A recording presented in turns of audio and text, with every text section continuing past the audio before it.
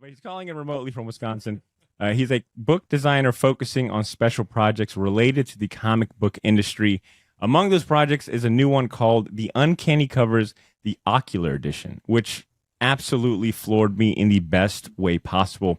It's a beautiful and well-designed book that highlights the golden age of Marvel comic covers and the artists behind them. And before you go opening Amazon or calling your local comic shops to pre-order one or try to find it, let me save you some time and energy and tell you that you won't find them anywhere in stores, because in addition to this being a well-designed and awesome product and a great passion project, it's also meant to be the longest resume you'll ever read from an aspiring designer. But I'll let him tell you all about it. Shortbox Nation, without further ado, let's welcome Ian Chalgren from CMF Publishing to the show. Ian, what up? How you doing? Hey. Welcome. Hey, Okay. yeah.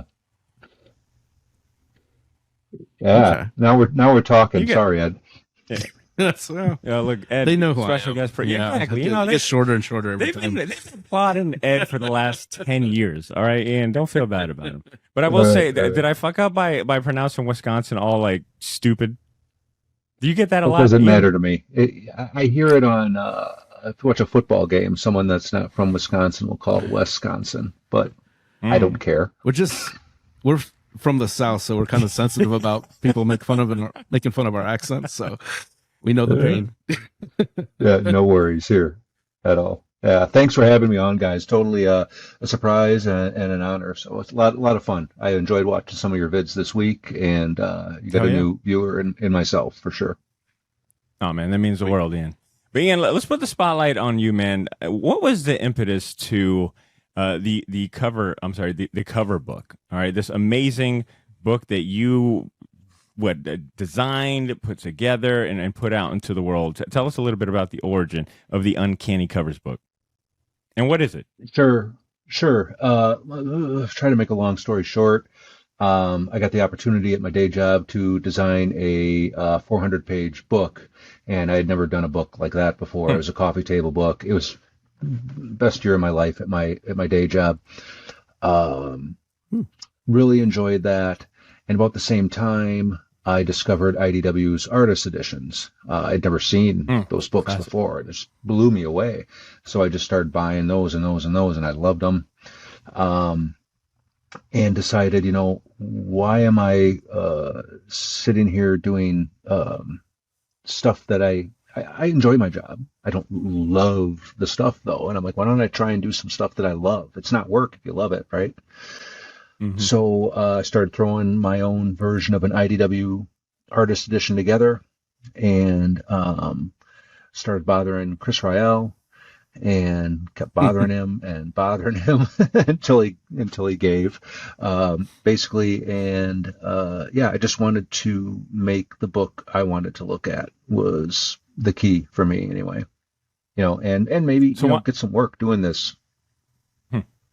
Now, why specifically Marvel cover? Or I'm sorry, why specifically Marvel covers? Because I mean, the book's titled Uncanny Covers, but it's 100% for the most part like Marvel cover works. I think Yep. there is no DC covers, right? I'm not mistaken. No, it's all Marvel. I was a Marvel kid. I collected from my core years were like 79 to 85. But my first comic was like in 73 that I remember.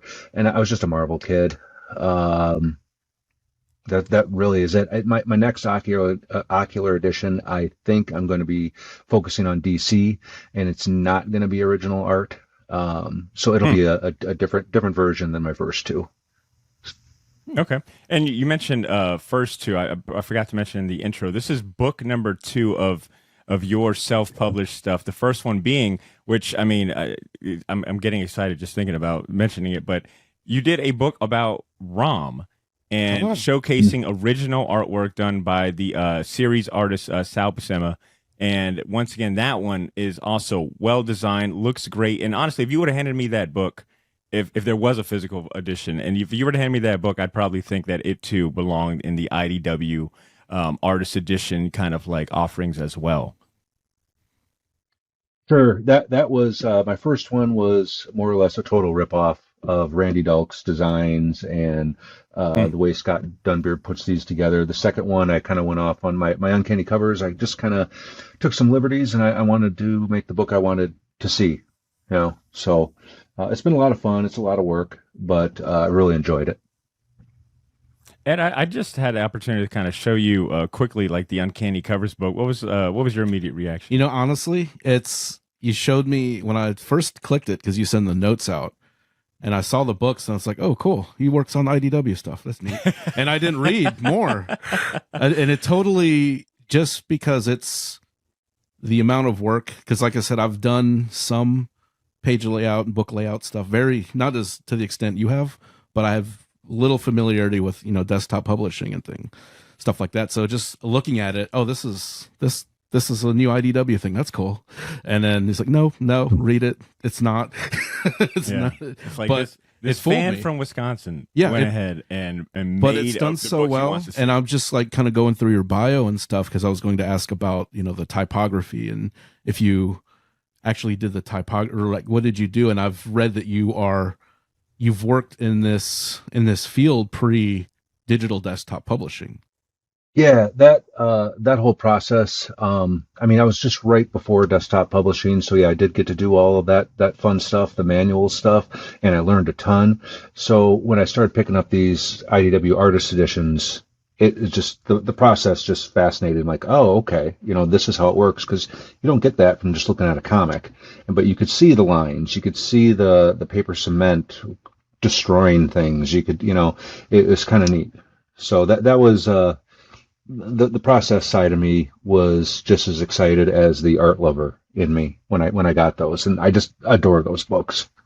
Ian, what I really like about this, actually both books, both the ROM and Uncanny Covers book, is that it's just well thought out from beginning to end. I mean, from the table of contents, the little editor's blurb or write-up page, and then just the layout too. I love that you include a little bit of your personality into each one. Like you've got every single chapter, highlights a different artist, and some of the artists that you're highlighting in this Uncanny Covers book, for those curious, is you got Frank Bruner, John Buscema, you got Sal Buscema, you got John Byrne, Jack King Kirby, of course, Frank Miller, George Perez, Marie Severin, which I love that you included her and gave her her own section.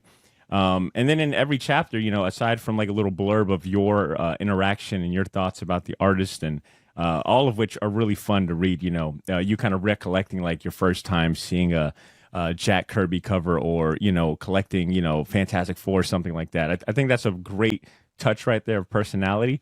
But these pages, man, what made you go with just including the original black and white artwork? Because I mean, they're all high definition. The format and the layout against the all white background is excellent.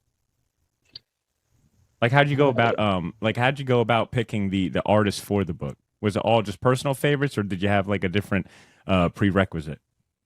I went in with some criteria right off the bat, and I had like 30 artists that I wanted to consider, and I narrowed it down. What I wanted to do was I wanted to, number one, whatever artist I could have access to high resolution scans, like from Heritage Auctions. That was key, because if I couldn't find a dozen Bill Sienkiewicz, well then, okay, he's out. The other thing was I wanted to be able to focus on artwork that had, for the most part, not been seen in an IDW artist edition. So like for Byrne, for example, there are no Uncanny X-Men covers, and that's one of my favorite runs of all time. But you've already seen them. So I wanted to put stuff in there that folks hadn't seen. And that was the key. It was just a elimination period of just like figuring out the artist, figuring out how much I could grab, how much was high res, how much was not in IDW already, and just throwing it all together. It was a long process. I'd say half my time making that book was figuring out and downloading art and abiding by my criteria and crossing my fingers. Well, look, man, if your goal was to, if your goal is to make this feel like a seamless addition to the IDW artist, books and offerings, I think you went well and above beyond in being successful. I mean, like I said, I'm just looking at the digital version. I know that you printed like a few for handing out to editors and people in the industry, which leads me to which I guess segues into my next question. How's the reception been? Because like I mentioned, you even mentioned in the intro of this book that you had two primary missions for, designing this book. One to, it to be a kind of like a resume to, pitch to editors to get you on board. Like, how's the reception been so far within the industry? So far, it's been great. There are just even yesterday, I dropped 4 more books in the mail to different editors and publishers. I've reached out to a lot of big shots straight away, like Mike Richardson. He replied right away and said he'd forward my email to his art director. Great. And Mike Richardson, for those unaware, real quick, Mike Richardson, for those unaware, he's the editor or an editor at Dark Horse? He's the main man at Dark Horse, yeah. He's the main dude. Oh, top dog. Yeah. Okay. Yeah, he's the top dog. I've been chatting with Gary Groth and Eric Reynolds over at Fantagraphics. They have said that I'm definitely on their radar, and they may have some stuff coming up for me that are in my wheelhouse, which would be fantastic, because I love Fantagraphics stuff.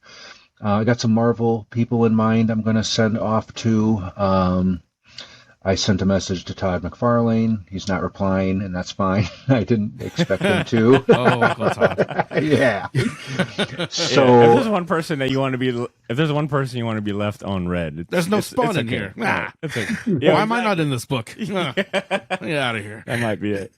Ed, you might be onto something. Yeah, but it's it's so.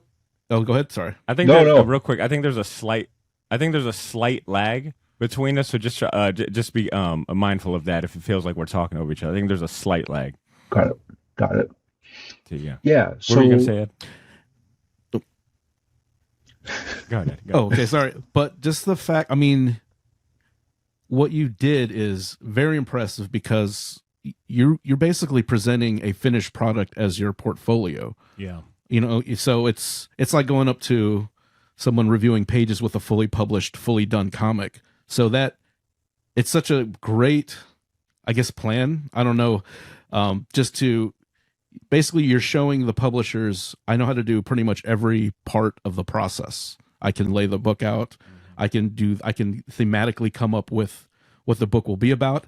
I know how to get this print ready to go.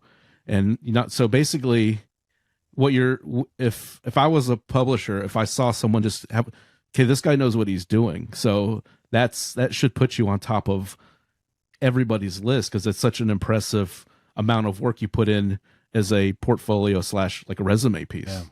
And I mean, and this is I feel like we've talked about, Ed, how many times, Ed, have we talked about like the process for an artist or a writer or a inker, like those traditional roles, writer, inker, colorist, so we've heard from so many people that currently work in the industry that have shared their story and their tips. But I think what Ian is vying for, like this position, is really cool and is unique, right? Like a designer, a book designer that thinks about, the product, the presentation from a different lens other than like creating it. Which, I mean, you do some of that, but I think like the fact that you're vying for like a book designer role is an interesting, is an interesting goal. Sure. I've had stuff online. I've sent people PDFs. It was just the lack of response. They get a million PDFs, I know how to do this. I got a background in print. I can write. My mom still tells me I should be a writer. I just felt like, and I had some extra cash working for Chris Rael, and doing some comics and stuff for him. Real quick, Ian. Yeah. Ian, who's Chris Rael, for those unaware? He is the ex-president, publisher, and chief creative officer of IDW. Okay. Wow. Yeah. Super dude. Um, he left IDW, and I was pinging him for a few years, and he'd always reply. And then he started his own thing, and I got an email from him out of the blue, and I'm like, yeah, man, let's do it. So it's been about over a year now. But Chris has been super empowering, just fantastic. He's doing something with does him and Ashley Wood still have some kind of company together? Right here, man. Because I'd love to see you do You an got the Ashley shirt Wood on, book. man. The Oh, nice. I think Okay. it's called the company's called Syzygy, or the publishing arm, right? Yep. Syzygy, right now they've got Ashley Wood does his thing, Chris does his thing. Sometimes they come together and do things. There's some comics that I've worked on for them. They've got Cool. a book coming out with a different designer, Sean Lee, who's fantastic. And then I'm working on one book for sure with Chris right now, and there's two other ones which will be my dream freaking job, which of course I can't say anything about. That we're just kind of waiting on someone else to say yes. But yeah, Chris has been great. Can I show you some of the stuff right Cool. now that I worked on for him? Sure. You're like, what? We won't say no. We'd be mad to say no. Okay, so there's something coming up in November. It's called Self-Help. It is a kind of a crime body double kind of thing, and it is written by Owen King, Stephen King's son, and Jesse Kellerman, Oh. with art by Mariana Ignazi, colors by Fabiana Mascolo, and I get to do the design and the lettering for the whole thing. Oh, cool. I've read the first two issues. It's super neat. I'm really excited to be part of that. And then the other stuff that I've worked on with Chris is, have you heard of All Against All? It's Alex Yes. Yeah. Packnadel. I'm butchering names here, man. Casper. That's all good. We do that all the time here. Like, but the Kind of our shtick. yeah, the trade paperback I think comes out next week, but I got my comps on Nice. that. Hitomi Cool. is one that I worked on with Chris. Oh, cool. That's how me Yeah. awesome. Yeah. Yeah. Syzygy has a lot of really interesting titles, and one Yeah. consistent thing I've noticed is the art in all of them are badass, especially like the covers Yeah. and the thought to like design itself. The covers Ian, are amazing. Yeah.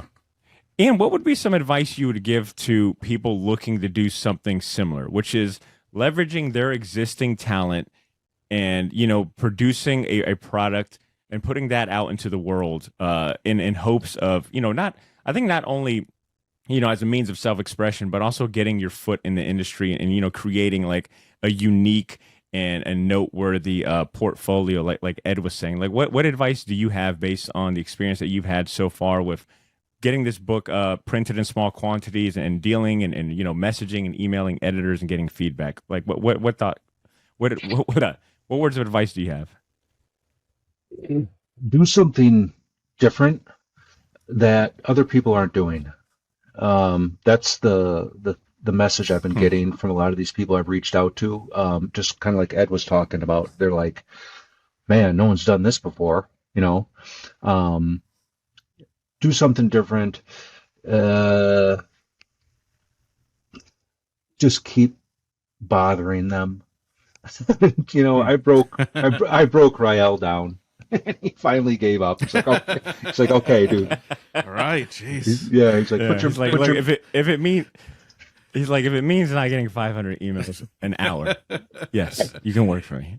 yeah, Used up all my Gmail space. Yeah. But at the same time, I was curious. it also No, go ahead, helps. Ian. Go ahead.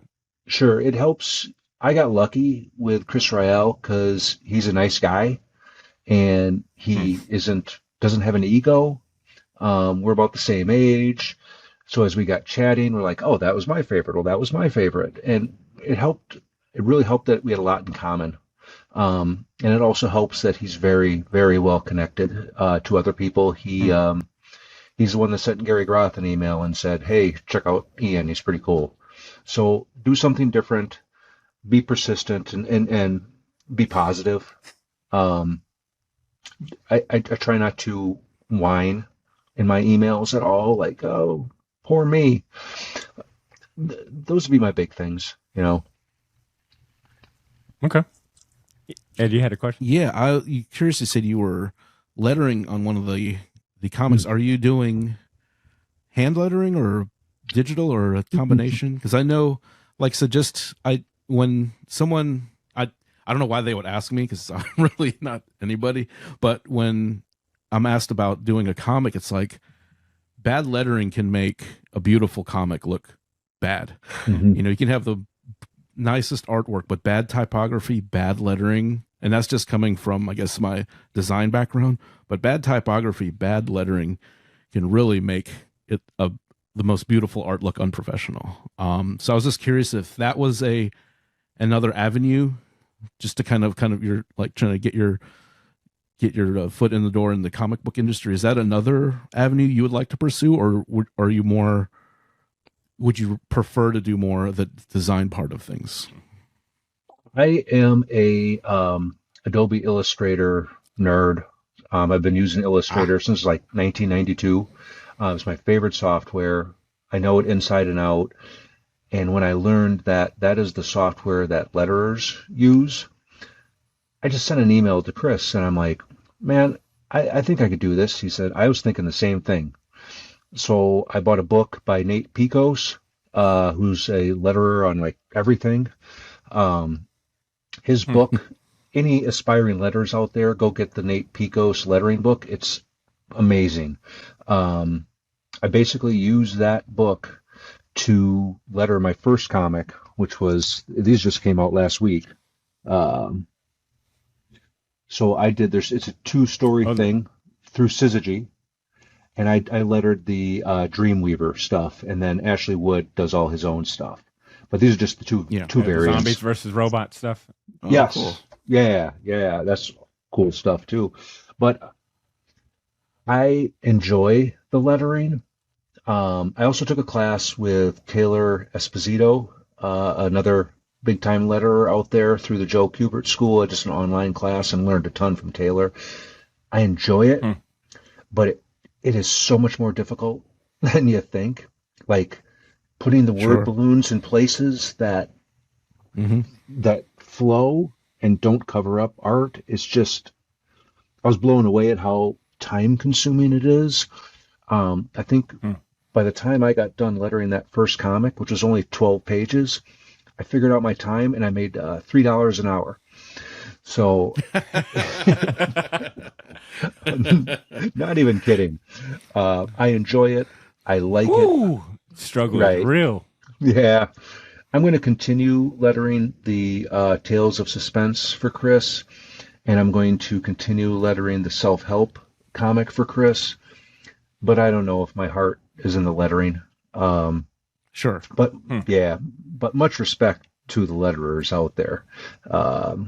I bow my head to that. I had no idea. Hell yeah. And Ian, I think we'd be remiss if we didn't mention that among the positive reception that your books have gotten you, among those is a spotlight from good friends of the show, the cartoonist Kayfabe Boys, right? Like I believe you sent a copy of the Uncanny Covers to Jim and Ed, and they actually spotlighted that in one of their videos, right? Yeah, they're huge in me doing what I want to do. They do what they want to do, and they're like Ed calls them the jobbers. Like, these guys aren't jobbers; they're doing what they love, and it is so inspiring. So when someone reaches out to me for a book design, I don't want to just be the designer. I want to really sink my teeth into it and be part of the whole thing. Otherwise, it's just a job.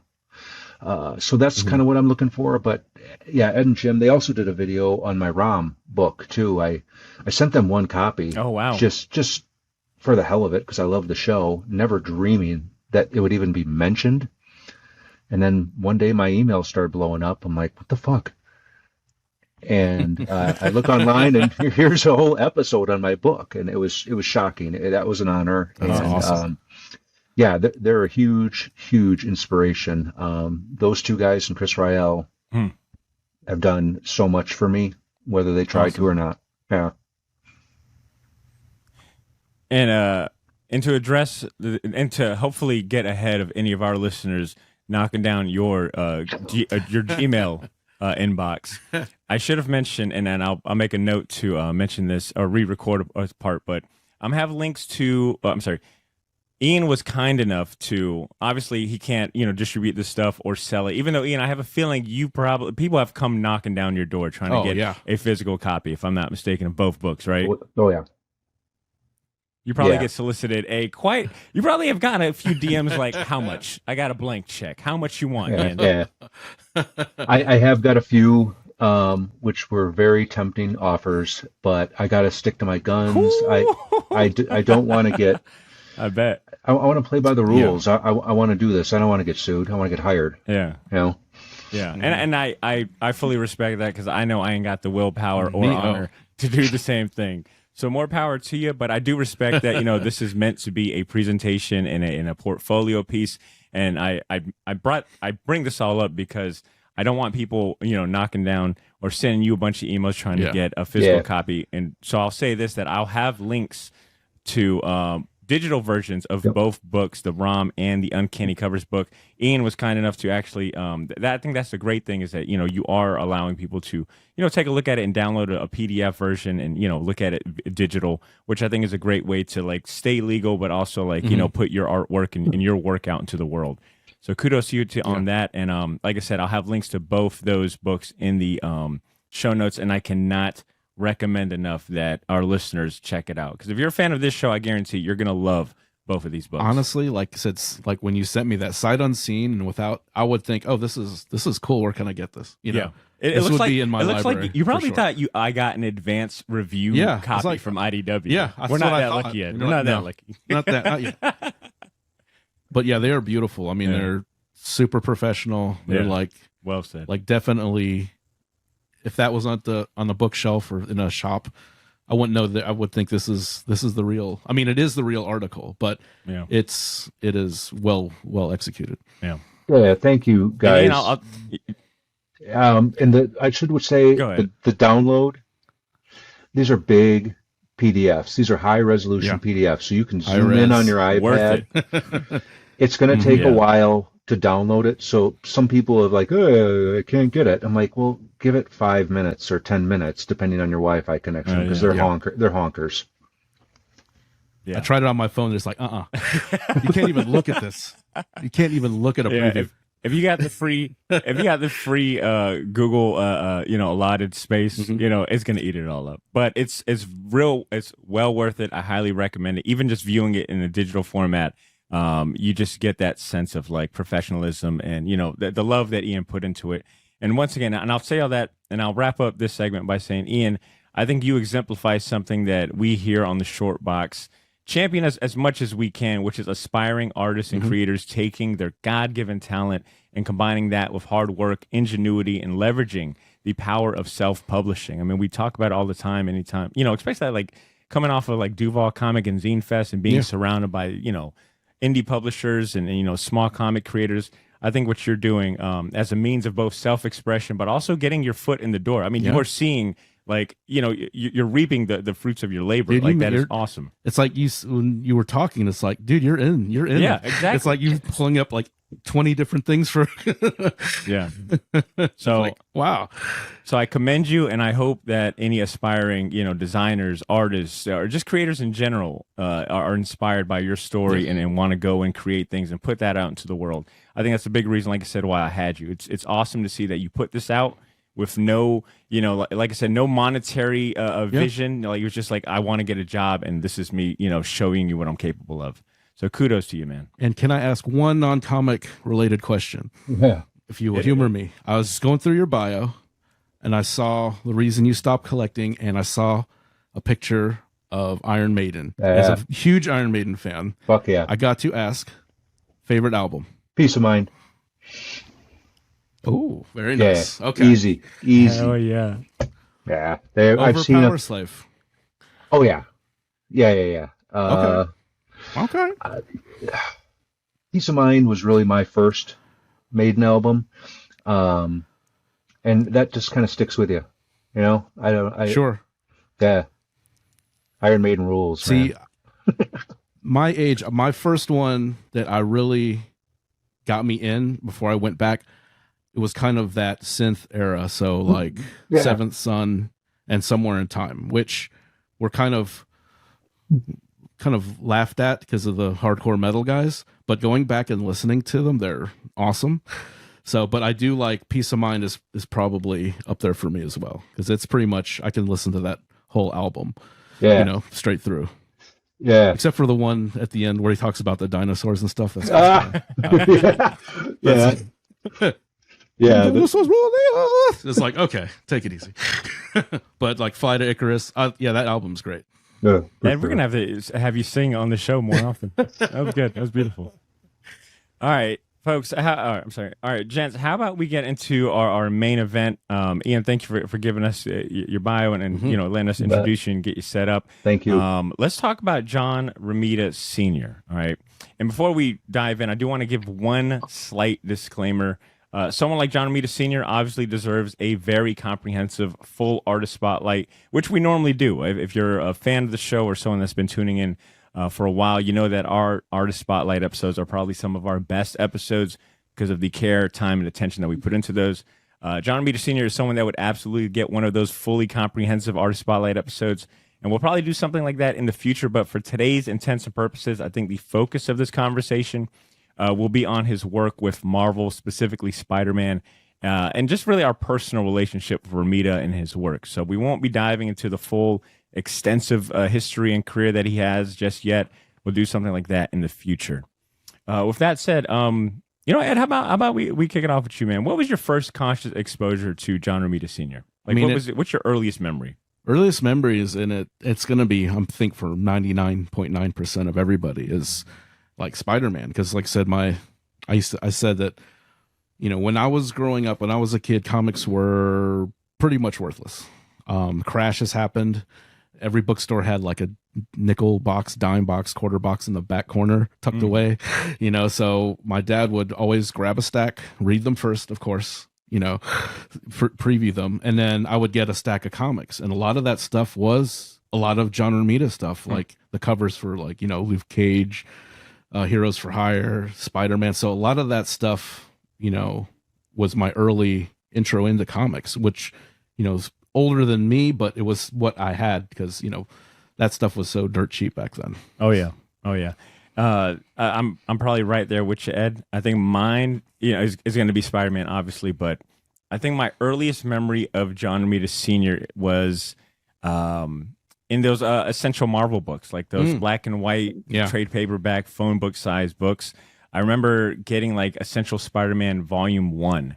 And, you know, those books collect about like 20 to 30, maybe 30 might be a little too much, but at least like 20 issues worth of comic books in glorious black and white, like newspaper kind of newsprint. Yeah, newsprint. So, and I'll admit, I can probably count the amount of comic book series that I've read kind of like in full. Like I've read all of Invincible, but that's only like 140 issues or something like that. Amazing Spider-Man is one that I haven't read everything, but I've read a big chunk. And I mean, I'm talking from like issue 1 on up to, you know, like 300. And I remember like as a kid, you know, admittedly not being the biggest Ditko fan. So I had all those, you know, the first, I'm sorry. Actually, the more I think about it, I think it was I had like Amazing Spider-Man, Essential Amazing Spider-Man Volume 1, 2, 3, 4, like up to like 6 or something like that. And I remember the first volume were primarily all the Ditko issues. And I just was not the biggest fan of Ditko. I grew up in a household where, you know, I was reading all my dad's Marvel books, and his favorite artist was John Buscema and John Romita Sr. So when I got to Essential Amazing Spider-Man, I think Volume 2 is when his artwork, when he took over the title and we were getting his issues. And man, it was like night and day. Oh, yeah. Like my excitement of like just reading and plowing through these Essential books. Like John Romita Sr. is like, he is quintessential in my early comic journey and getting caught up with like Marvel books and just like, resonating and connecting with my dad over a shared artist. Romita Sr. holds like a super special place in my heart. Ian, you actually you have a section dedicated to John Romita Sr. in the Uncanny Covers book. Yeah. Do you care to kind of like share what you wrote about John Romita Sr. and your first conscious exposure? I'm more of a Barn Buscema guy. I love my Romita Sr. My first exposure was this comic right here, the reprints. I just adore this cover. I just think that's badass. That and this is another one. For any of our real quick, for any of our audio listeners, that was looks like that was Marvel Tales, right, Ian? Yeah, sorry. Marvel Tales 47 with the Vulture, the Spidey Super Stories. This is one of my first ones, but my favorite Romita cover of all time is this guy, Astonishing Tales number 22, featuring It. I just think that's freaking terrifying. I mean, look at these people. Oh my God, no. But there's some radical monsters. These are my favorite Romita covers. So I mean, these are just the three. All those Son of Origin, the Meet the Bad Guy books, like all those early trade paperback Marvel books. Yeah. Oops. Yeah. Those are wonderful. It's such a classic. He's got such a classic style. It's so smooth. It's so easy to read visually. Yeah, and just a classy guy, So is his son. They just seem like wonderful people. I've never met either of them, but they just seem like really nice guys. Well, Ian, I think that is a great word, classy. I think classy. Yeah. In this, talking about the artwork, I think Romita is like got a classic style. I mean, hell, he was, his style was like the Marvel style, house style after Kirby. Well, he's the art director. Yeah, so. which was news to me, and I'll get to that here in a sec. But classy also to describe the fella as well. I feel like he's an artist that you haven't heard a lot of drama around. Like I don't know too much drama around him, and he's from that era where artists justifiably so had justifiable reasons to like complain and talk bad about like the industry and things like that. Like if he had any beef or quarrel, it probably would not be outside the realm of possibility. But I feel like he's always been jolly, really respectful. I don't know. It's just like he's just got a good energy to him. Yeah. And if anything, very humble too, like almost too humble. Yeah. And I think there's a lot of artists during that time too, where the artwork wasn't considered, I guess, high art, if you will. So they were not looked at as, top-notch illustrators and things like that. So they kind of carried that. A lot of them carried that chip on their shoulder. Yeah. And like I said, I watched an interview with him, and he said that, everybody thought it was the end of comics because he lived through he's been around like a lot longer than I thought. That was a big surprising to me, how long he's been. He survived the whole seduction of the innocent where the government shut down a lot of comics. And he was saying that, we were expecting comics to just eventually go away, have a big party, and do what's next. We were not expecting this industry to last. And working in that with that kind of blade over your head, basically this industry can go away at any second. And the fact that seems always pleasant. There's one thing that I thought he threw some shade, even when like Stan kind of did him dirty a couple times, he still had nothing but good things to say about him. Yeah. And there's one thing, and I can't prove, but he's saying that he made this blanket statement that the 70s artists didn't fill the gap. That's, what I was disappointed in. It's like they basically took these higher paying jobs and they did not keep the comics. They did not fill the gap between his generation and into the 80s. And the only person I can think of is Neil Adams. Is the only person I can think he could be referring to. But I can't say that for sure. But I'm 70s artist, the one with the most, like conflict and and definitely the gravitas and conflict causing polarizing figure. But yeah, that's the closest I get, and he didn't even drop a name. And this was like 10 years ago, so it wasn't. He had nothing to really gain or lose from it. So I guess his son John Romita Jr. had was doing a few interviews. I was looking at the New York Times article or Tribune about John Romita Sr., and maybe they interviewed his son, Junior. But Romita Jr. said, the man had no ego. That kept us on the ground, end quote. So, I mean, to even hear it from his son, and his son speaks so highly about his dad, too. Like, no ego. I think he also tells stories of, like, family vacations and trips where his dad is like, talking to them about storyboards and, Spider-Man issues and getting their ideas and, I guess incorporating even some of those ideas from Junior at a young age, which I think just kind of paints the picture of a man that loved his job and it became a family, family business. I'm still in Cesar's joke, but he's not here to say it. But Cesar had a great remark in terms of John Romita Sr. that he was such a great Spider-Man artist that his offspring, that he gave birth to a great Spider-Man artist. That's how good he was. But who draws a completely different style. Yeah. You kind of have to. I mean, you can't draw like Pops, And yeah, I've heard just from that is like he really, I think, lasted so long, and being an art director and everyone, like I said, no one really has bad things to say, at least from what I've read. Same. I could not find one. Like I said, there's not a lot of drama, controversy like attached to him. It sounds like he did his thing and I won't even say like fizzled out, but he kind of just like took a bow and, like retired kind of peacefully, it sounds like. Even though like there are some like I think he did in 2014 he did like a Superman cover when his son took over the title. Like there's like little bits of like covers and works that he did up to in modern times, but not a lot. Yeah, and I think he embraced that, especially kind of being an art director and kind of being in charge of everything. I think he really enjoyed it. It seems like everyone said he enjoyed that kind of mentor role, teacher / mentor role. Yeah. Ian, how would you describe Romita Sr.'s style? Like, if we're looking at it from an artistic lens and you being an artist yourself, like, how would you describe his style? What words come to mind when you think of Romita Sr.?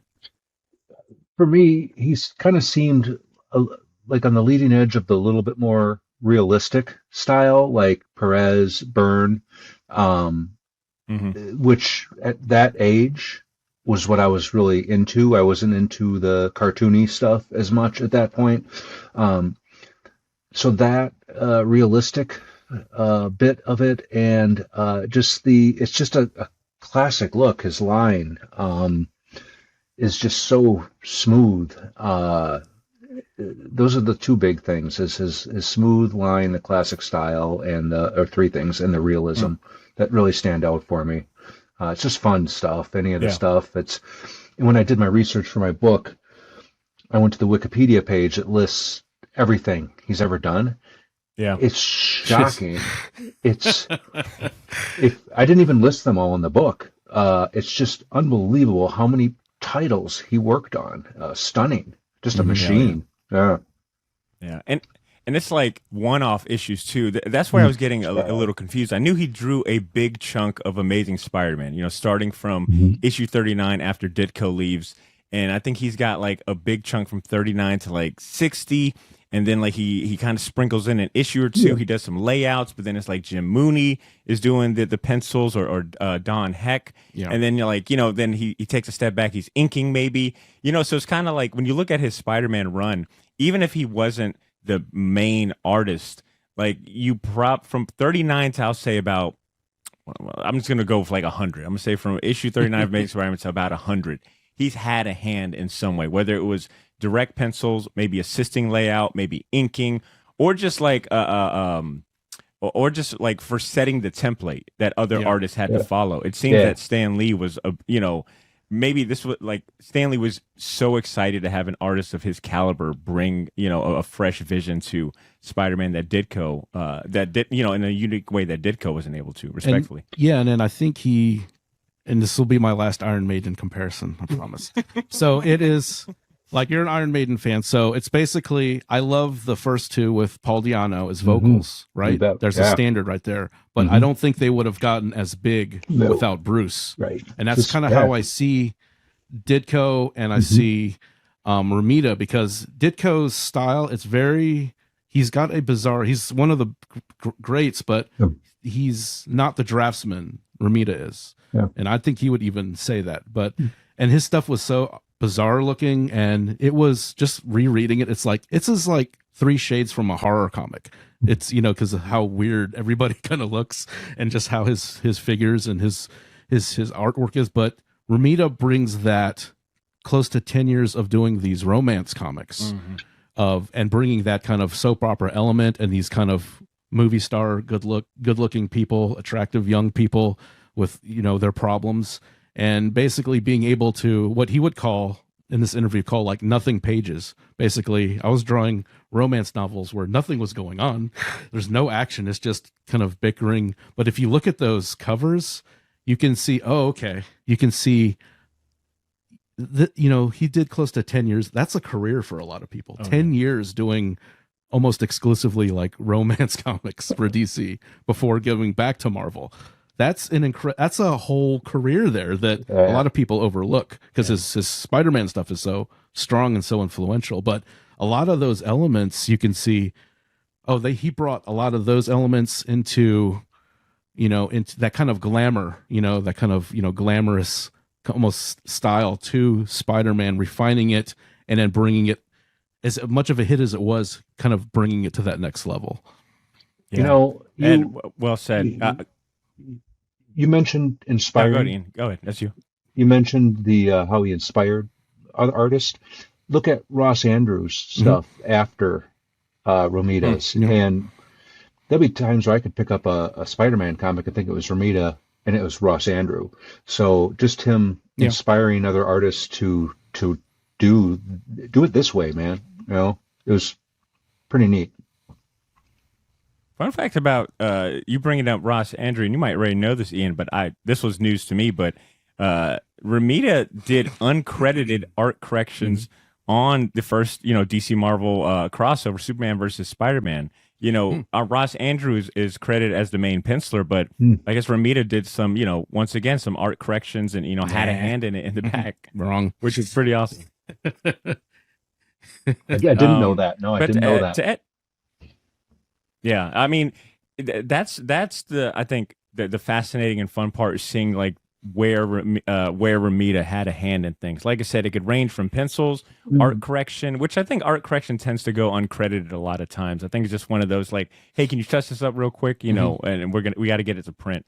But Ed, I'm glad you brought up the romance comic career that he had, because that was real surprising to me, was the amount, how long he had been in the industry. Yeah. Before even touching a superhero book. We all know him now as the quintessential Spider-Man artist, but this dude, like you said, lived almost like 2 different lives and careers prior. Like the ghost artist era, right? Yeah. Like him being in drawing or doing layouts, and I don't have I'm sorry, drawing layouts for a friend of his that was already working at Marvel as an inker, Lester Zacharian. Yeah.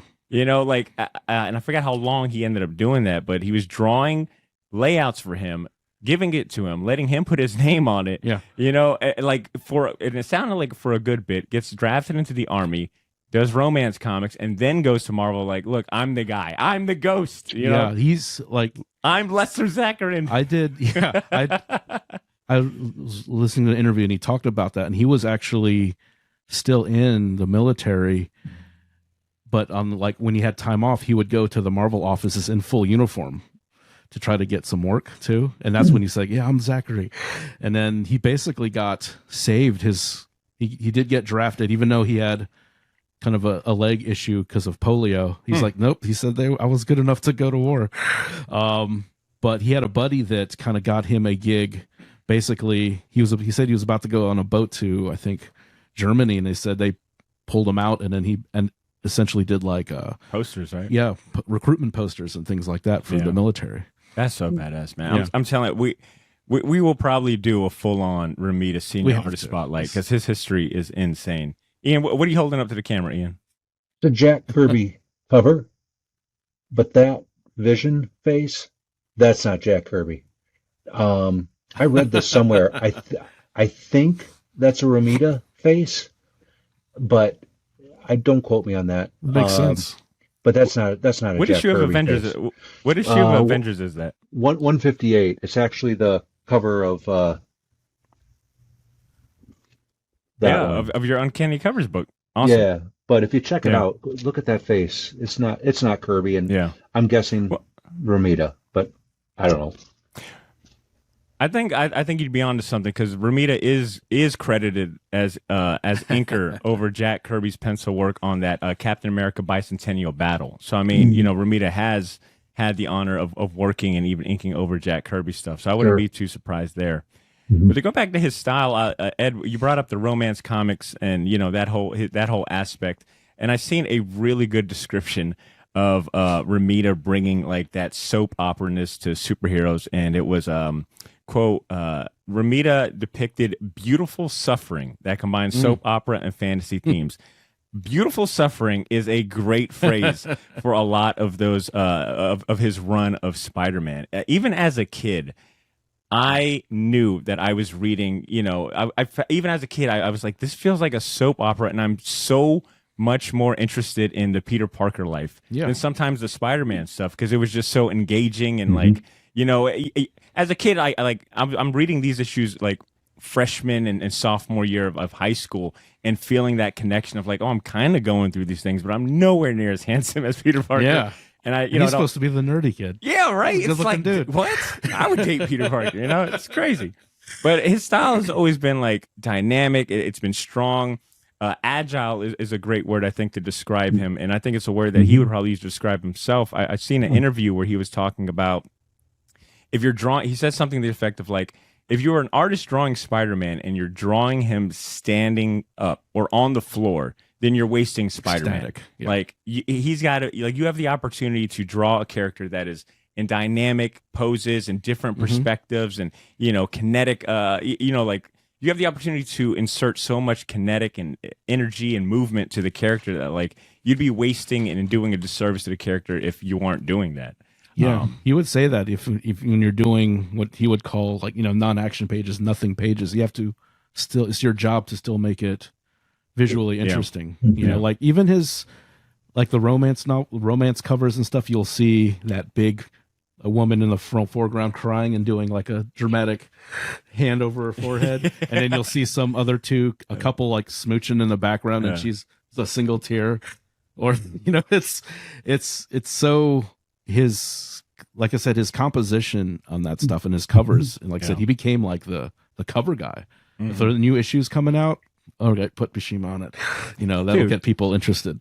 The amount of iconic covers this man has under his belt is insane. I mean, some of the ones that come off the top of my head. First of all, his first issue of Amazing Spider-Man, which is 39. So immediately after Ditko leaves, and just think about like the pressure there is coming after Ditko, right? Like being the first artist of Spider-Man after the co-creator leaves, right? Like the amount of pressure. Someone that's already defined the character for a generation. Now you've got to come in and do your own thing. And I think he even says that like there was a lot of pressure for him, and he tried to stick as close as possible to Ditko as he can, kind of even like subverting his own style and his own quirks. But off the bat, issue 39 is that famous cover of Green Goblin flying. And he's got Peter Parker in a torn Spider-Man suit and civvy clothes, like tied up. There. Yeah, he's got like, that's such an iconic cover off the bat. Yeah, that's your first cover in your first foray into the character, and it's like, okay. And I told you, he's done things from issue 39 up into the hundreds. Issue 50, Spider-Man No More, iconic, right? Like how many times have we seen that homage? We've seen that homage to death. And the list really goes on and on. But I'm just, like the classic covers under her belt is insane. What I wanted to bring up really quick, what's at the top of my head, when I think of 70s, I think of things like Woodstock. I think Jimi Hendrix.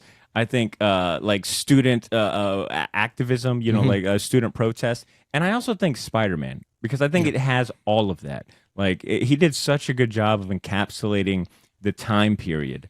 That it feels like more like a historical book than a superhero book at times. Especially when you're like seeing the positions and drama going on in Peter Parker's life and how well drawn and realistic that feels. I see that too, but like a lot of times when I look at it, and even when I look at more modern Spider-Man artists, like his work doesn't look as dated to me. No, it's a classic.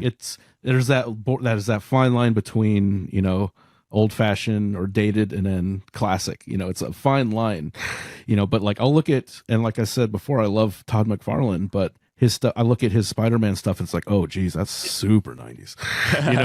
It's like, I know when this was made, but like Romita's stuff, and like I said, he had that longevity too, but his artwork can fit almost any era of comic books. It's just a pristine, clean, like a beautiful style. Yeah. And you've got I'm flipping through your Romita section of the book, and you've got some of the covers you've got on here are like Defenders #10, which features Hulk and Thor squaring off. You've got some of his lesser known stuff, like you said, Astonishing Tales #20 featuring It, kind of showcases his ability to draw like, monsters and, big kind of creatures and designs and things like that. And obviously a bunch of amazing Spider-Man covers like King Size Special #6, et cetera, et cetera. Do you have like a personal favorite in here? Does it happen to be that amazing or Astonishing Tales?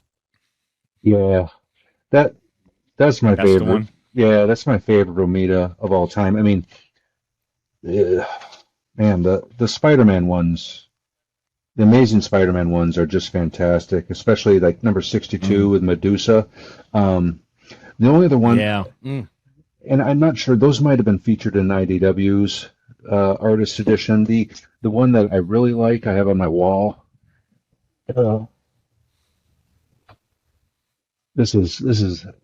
probably my favorite. Amazing Spider-Man #66 with Mysterio. That's just badass. Is that not badass?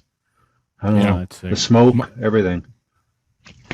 Andy, you've got a cover on here that I didn't know was a Romita one. It's Captain America and the Falcon #139, and it shows Steve Rogers from a back profile. So we just see the back of his head, but on one side he's got the Captain America outfit. On the right-hand side he's got the like a cop uniform, and I think this is the issue where Steve Rogers got to decide if he wants to be Captain America or goes full-time civilian and be a cop or something.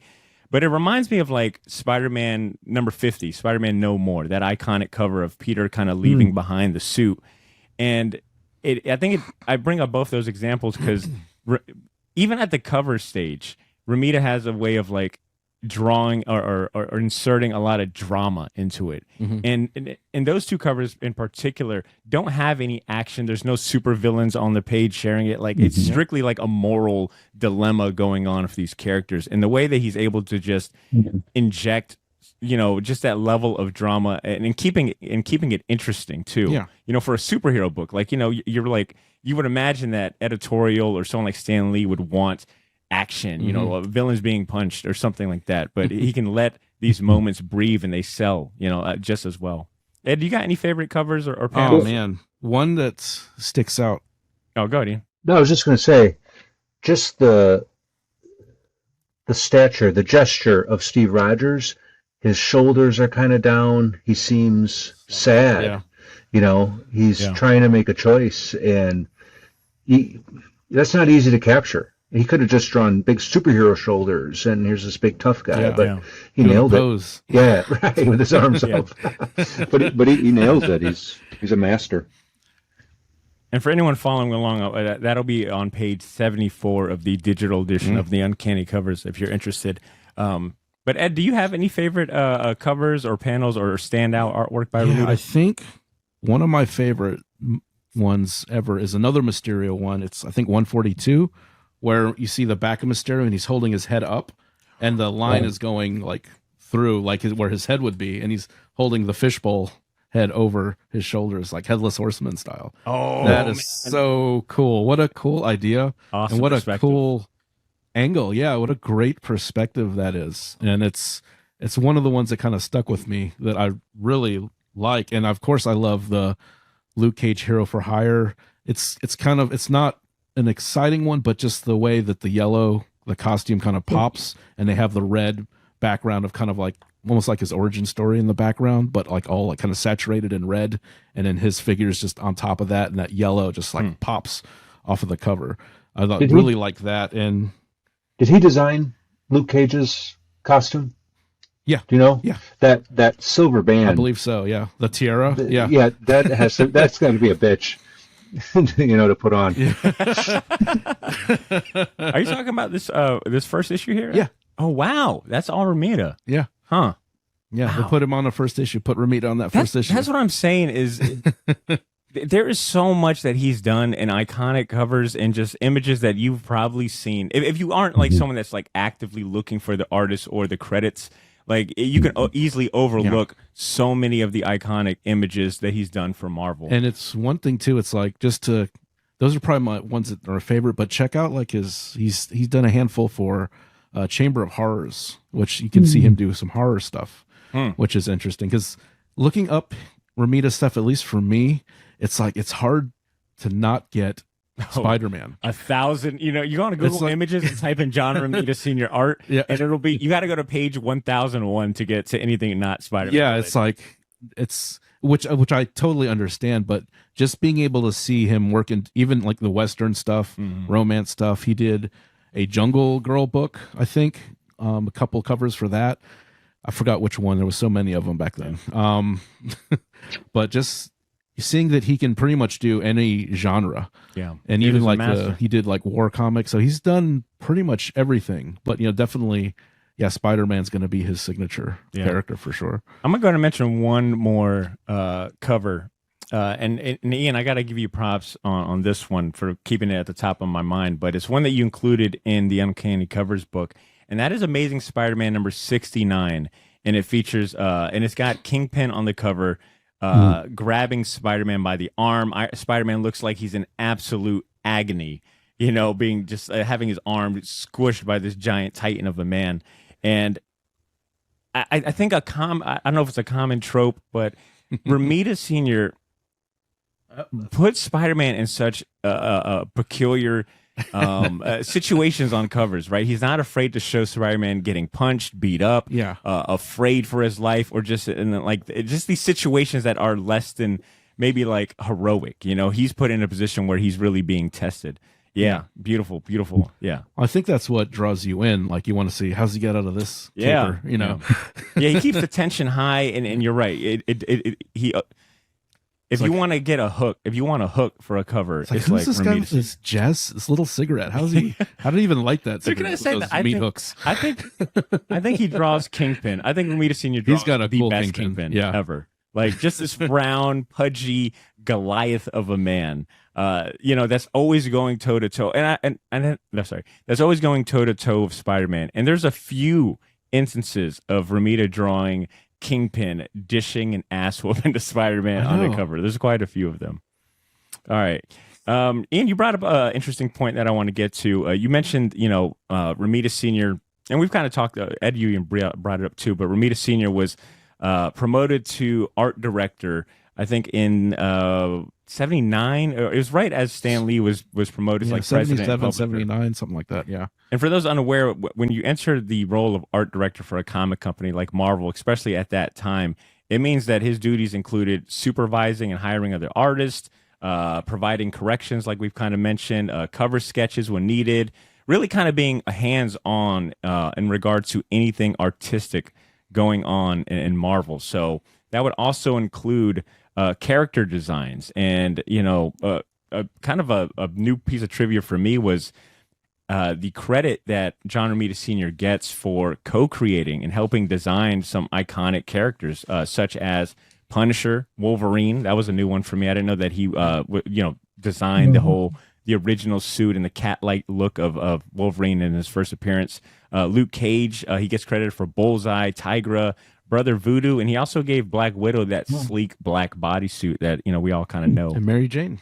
Yeah, and of course, Mary, which is another, feather in the hat, right? Yeah. Like I think her first full appearance is like issue 42, if I'm not mistaken. I think it's 42, but regardless, he is responsible for drawing the first full appearance of Mary Jane, which is the iconic scene that we all know and love by now, right? Like, face it, Tiger, you hit the jackpot. How many times has that been homage on his own, It's like he's got his bibliography of just Spider-Man. I think that's why it's so easy to just like look at, just put a spotlight on his Spider-Man contributions because they're huge, right? Like for the character, he essentially developed the lore that we all know and love. But was there any other interesting trivia that you guys learned, or any other creator credits that he got that might be interesting for us to hear? Ian, any interesting trivia you learned? The only interesting thing to me that I learned was just how prolific he was when I looked at that Wikipedia page. It was stunning. Well said. Yeah, it's like if I'm sorry, it was definitely a lesson to me to see like the I'm sorry, no, not that. It was definitely eye opening to see the amount of work he had did for DC before even touching like a Marvel book. Like that section was pretty hefty, and then the Marvel one, like you said, like it just scrolls on and on and on. But it's definitely safe to say he was a company man. You know that I feel like once he found Marvel, I think maybe that's why he didn't do too much outside of like Marvel. I think he just was so associated with that brand and probably put his heart and soul into it. Man, it just makes sense that. Where else would you go, right? Ed, what about you, man? Any interesting trivia you got? One funny thing, or like I said, I did watch a couple interviews with him. I found out his first paid art gig was. Basically, I'm not sure how he got recommended, but I guess this kind of rich doctor paid him to do this. Kind of set up this kind of like art show in one of the floors of his hospital. Is some rich doctor guy. He was like 17. So he basically did these 4 foot by 8 foot cardboard panels, which that's a bitch to paint on, but doing like medical illustrations and stuff like that. And basically he was getting paid $60 a week to do this. So it's basically 4 by 8 cardboard panels on like wooden frames. For this kind of medical themed art show this doctor wanted him to do. And he was making more than his dad was doing this, $60 a week. And he's like, I got this gig and I got paid for 2 months. I kept trying to stretch it out more, but that was his first paid art gig, was doing this like weird medical art show for this rich doctor. It's like anesthesiologist that he knew in New York. So I thought that was and he says, and the guy was like, "Do you have any pictures of this stuff?" I was like, "It was terrible. I don't want to see that. It was awful." It's like I thought it was good at the time, but he's like a kid. But imagine coming out of high school and getting a gig that gets paid more than Pops does. Yeah, so it's crazy. pretty wild. So he was kind of destined to do something in the arts somehow. Mm-hmm. Yeah, I'd say aside from the art director roles and the different contributions he gave to Marvel in that regard, which is way bigger than maybe we're giving credit. Like I said, we're doing a condensed version of this kind of artist spotlight. But, that art director role meant that his style was the house style for Marvel. So things like merchandising and international, merch and things like that, like it was Romita Sr. Like everyone was to base it off Romita Sr. And the only other person, and he's coming, and once again, once again, he's following up from another Marvel architect, Jack Kirby was the house style prior to him, which I think just says a lot that even though he's the second person to do it, that is still like a huge role and a huge honor to have like an entire company base their style on your artwork. I think says a lot to just how fucking good you are. Yeah. And I think one of the most surprising things. All my underoos were by John Romita. Exactly. Ian, well said. It's like, look, kids aren't just flipping through the pages of your books with your art in it, but they're wearing your art. They are, playing with your art. Think of all the toys and merch posters. Yeah. Mm-hmm. Like it makes sense why for so many people his artwork is the quintessential Spider-Man, because it's just like his style graced so many things. It's like, even if you probably aren't into comics, like I said, if you're someone from a certain age, I think it's safe to say if you grew up in the 70s, especially the 80s, maybe in some of the 90s, if you saw anything Spider-Man, it was probably a good chance a Romita Sr. Spider-Man. But with all this praise they were giving him, one of the most interesting things I found was how humble the guy was. Like I said earlier, almost like humble to a detriment. In a few of those interviews, he talks about feeling less than great because he came after your Ditkos and Kirby's. I'm trying to find this. You got to think about whose footsteps he had to fill. Yeah. you said like Kirby with, I think, Fantastic Four, he had to come in and do some stuff. Buscema, and then like Wally Wood and Daredevil, and like Steve Ditko, like 3 of arguably the top comic book creators of the era, and he's shoulder to shoulder with them. Yeah, he's like a colleague. He's not a disciple. He wasn't like a student of these guys. He was a colleague. And he was holding his own for sure.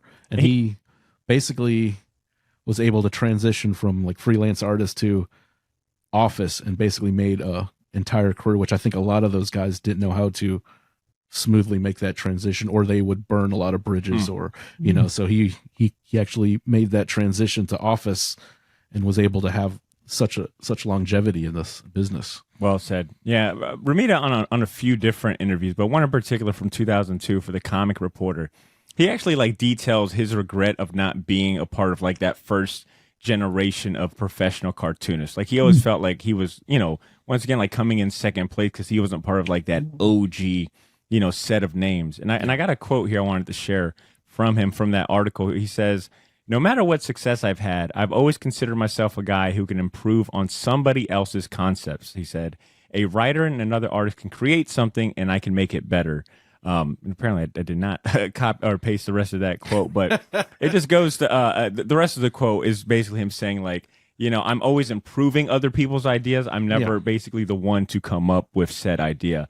And I think that's such a interesting, I guess, like juxtaposition between how people view him and his colleagues and his peers. I mean, I got a quote from Alex Ross here that I think sums up everything we're saying really well. He said about Romita Sr., quote, "For me, John Spidey is a design of such perfection and beauty so as to be simply the greatest looking character in comics by his hand," which is a remarkable compliment to get from someone like Alex Ross. But then you've got like his own internal, Romita's internal views that he shared with the world, which completely like kind of contradict that he's like, these guys are the greats. I just, touched up and improved where I could. What they created, like always having that sense of like, damn, I didn't create these guys. I'm simply just playing with someone else's toys. But that's such a good skill set to have too. I think it's an undervalued skill set. It's like, is Tiger Woods swing coach better than Tiger Woods? Like, no, but it's good to have someone who can, shape or basically focus, this raw talent. And that's a good skill. And he's definitely no slouch in the, like I said, and I don't know if it's part of his generation or just the fact that he did work most of his career in such a volatile industry, like, oh, this can end any second now.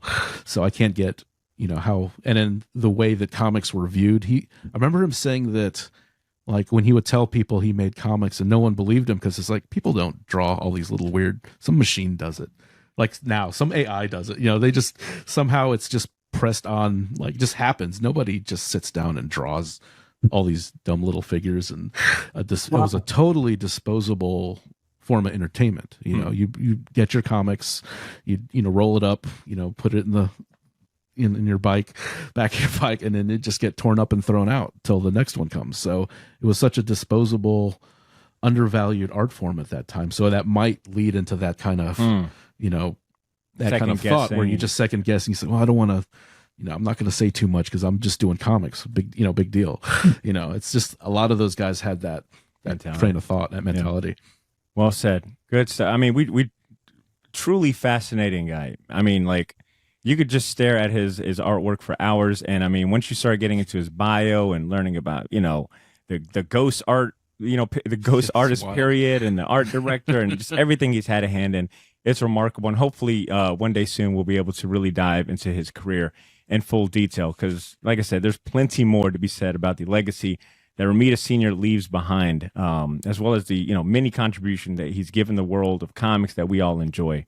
But I'd like to look to our listeners and ask them to chime in with a few words. Like I said, we weren't going to cover everything in full detail. So if there's anything glaring that we missed that you want to chime in with, maybe there's something in particular that means the most to you when you think of Romita Sr., an image, a cover, a panel, a comic, whatever it may be.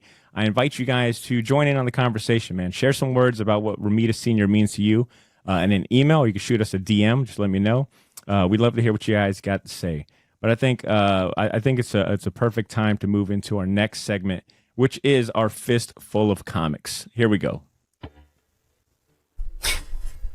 Rather have a mouthful of tea, a fistful of comics. Fistful of Comics is a segment dedicated to helping all you comic-curious newbies and loyal Wednesday Warriors find the best new comics, upcoming titles, and fresh starting points that you can't afford to miss. And as always, down to help us with that mission is our friend Ben Kingsbury, the owner of Jacksonville's premier comic shop, Gotham City Limit. He's compiled a list of the top 3 comics you can't afford to miss next month. So if you're someone looking for the right title or starting point to get into comics, we got you covered. Let's get some music going and see what he's got for us this week. Okay, musical play, blah, blah, blah. Okay. All right, so Ben has gotten really good at creating a theme for his picks lately, and I'm all here for it. I love the creativity. And this week is no different. I'm not going to spoil what the theme is, but I will say there's a few image number ones on here that piqued my interest. You guys know how I feel about image number ones, and those being like easy recommendations for new comic readers. So here's his first pick of the week. Good morning, good afternoon, or good evening, Short Box listener. I'm Ben K, representing Gotham City Limit, Jacksonville, Florida. You know what? Let's just go ahead and take it to the limit. What would you give up for a better tomorrow? First up, Image Comics presents Sacrificers number 1. Right off the bat, this is an image number 1, which means it's worth picking up regardless of the story. And throw in Rick Remender as the writer, think Low or Deadly Class, and this has a making of a hit comic. Tomorrow is a harmonious paradise thanks to the 5 families who make everything perfect. But what is their sacrifice? Theme for the day, the grass is always greener on the other side. There we go. Theme for the day, grass is always greener on the other side. And I'm going to echo Ben's point. You can never go wrong with a Rick Remender joint if he's writing it. And if it's a new image number 1, that's a win-win.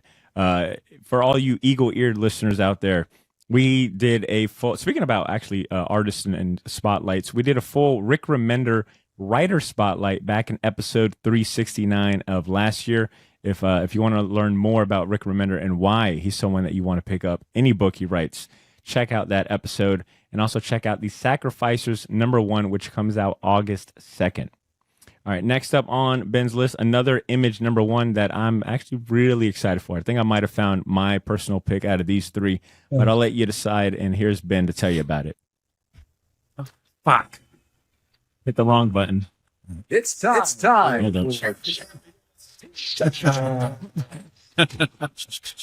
Come on. And it's the longest one I got. Come on. Oh, man. Hold on. Whew.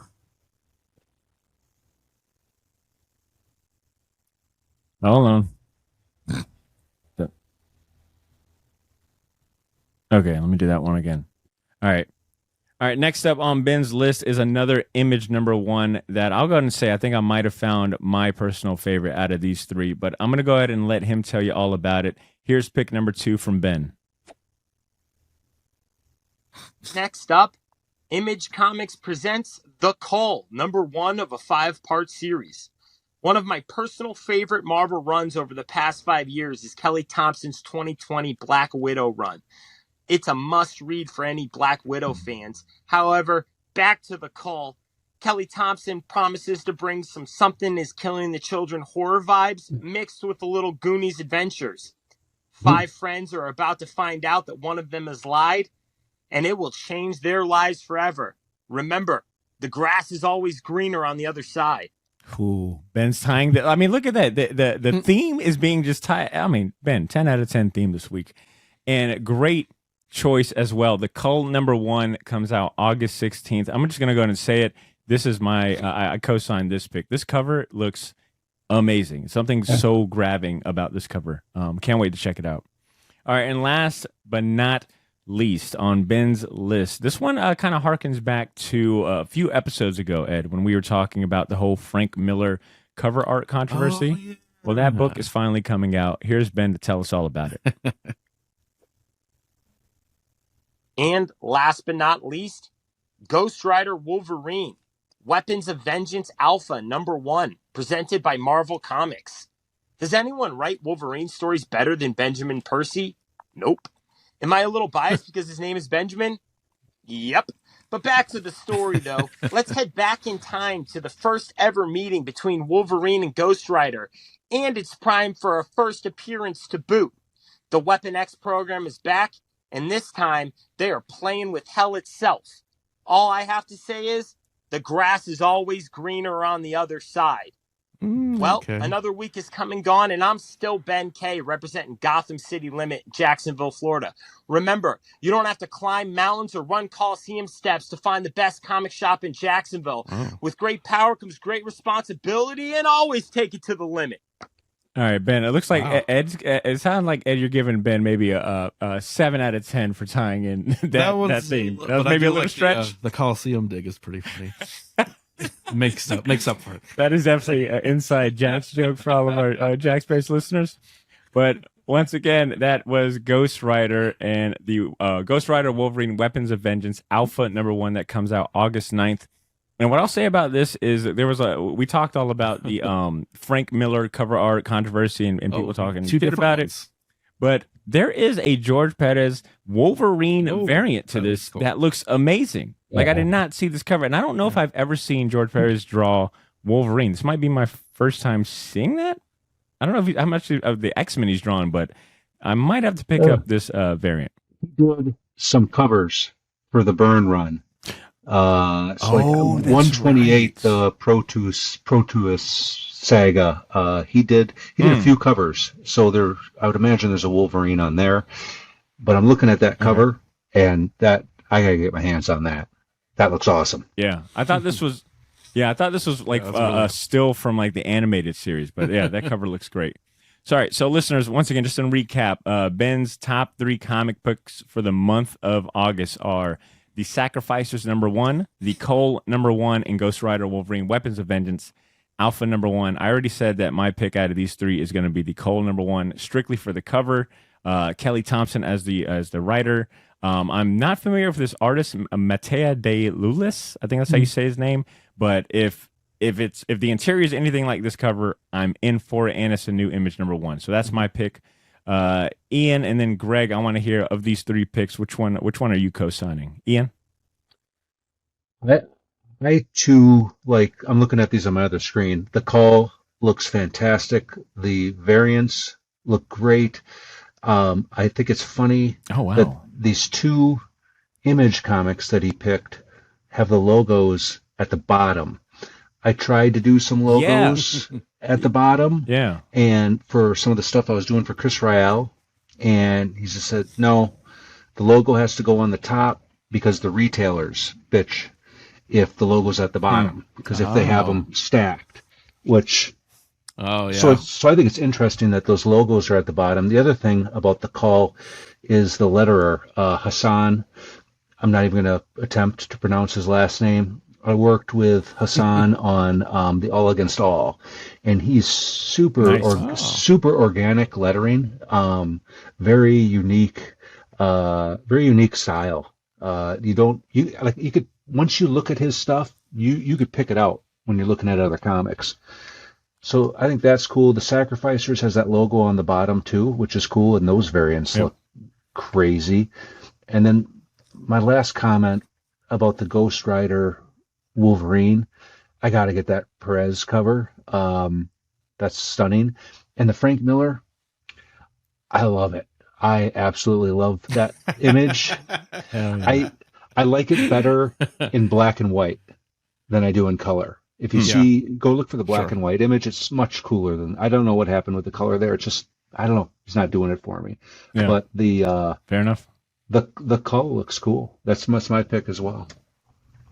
Hell yeah. Ian, ladies and gents, Ian Chalgren, a.k.a. our John Byrne X-Men correspondent, our comic cover design correspondent. Good stuff. All right, Ed, what about you, man? Which one are you co-signing? It's a clean sweep. It's the Cull. Hell yeah. I'll probably getting, because I like Rick Remender, and I always think he has interesting. Wait, the Cull or the other one? So the Cull for sure. Okay. But I'm probably going to get the Rick Remender. Got it, the Sacrificers, yeah. The Sacrificers. There's a free comic book day issue of the Sacrificers that came out. If I got it, I'll let you borrow. But the Cull, definitely sounds the most interesting out For of sure. the three. Good stuff. All right, listeners, as a reminder for everyone tuning in, Ben's picks will be linked in the show notes. So if any of those pique your interest, or if any of the commentary, colorful commentary we provided piques your interest, check them out and make sure that you get your pre-orders in with your local comic shops now. Like I said, these are books for that are coming out in August, so you'll have to get your pre-orders in here in the next week or two for final order cutoff. And remember, even if you don't live in Jax, you can still take it to the limit. Comics, collectibles, and exclusive variant covers that you won't find anywhere else are available on GothamCityLimit.com. I think the latest Gotham City Limit exclusive that I want to mention is they have a run of what is it? Okay, here it is. They got this run of Edge of Spider-Verse #3. So I think the second appearance or the first full story appearance of Spider-Boy. They have a limited run of 667 copies, which is an interesting number to go by. Drawn by Tyler Kirkham. These are available on the Gotham City Limit website. But if cash is a little tight, we are doing a giveaway for one of these. And I'll mention the rules after a music break. But those are your three options for today. Big shout outs to Ben over at Gotham City Limit for providing those, for always being a good sport, and for such a great theme as well. And Ian, that kind of brings us to the end of the show, and our kind of our goodbye session for you here. I'm gonna have links in the show notes for people to download both books of yours, the Uncanny Covers as well as the ROM book. I have links to the website. But do you have anything else that you want to share with the listeners? Any upcoming projects or anything of the sorts? Feel free to shameless plug away. Sure, thank you. Just want to represent Syzygy, Chris Ryell's, and Ashley Wood's imprint. They've been so great to me. Oh, yeah. Like I said, I got some books that I'm working on. Everything's secret. I don't understand the secrecy in this industry. I just want to tell you. One of them, well, two of the books I'm working on are be super, super cool. I think I can say that one of them is an artist edition, a real one, but it's not for IDW. So I'll say that and leave it alone. I don't want to get fired before I even get started. Do you know how much? Do you know the amount of guilt I would have, Ian, if you got fired from the opportunity to do a IDW artist edition because of us? That would break my heart. I'd be like, no. It'd be so ironic too. The fact that I got him on the show to like spotlight this great thing that he's doing on his own. What the hell? I'll get blacklisted once this thing posts. But no, it's not an IDW artist edition. It is the same format. Different company, but it's going to be cool. Yeah, super excited about that, and just thank you guys for bringing me on. Wow, what an honor, what a treat. And you need to send me your mailing address, because maybe there'll be a couple of things popping in the mail for the two of you here soon. So you got my email. Ian, I got you covered. No, I got you covered. I'm gonna send that me expeditiously, as T.I. would say. I got you. But Ian, it's been an honor to have you on. Fantastic work. Love what you're putting out into the universe. Thank you for being an inspiration, and thank you for being a co-host today, man. You have a good rest of your day. All right. Thanks, you. Ian. Thank you. Peace out, man.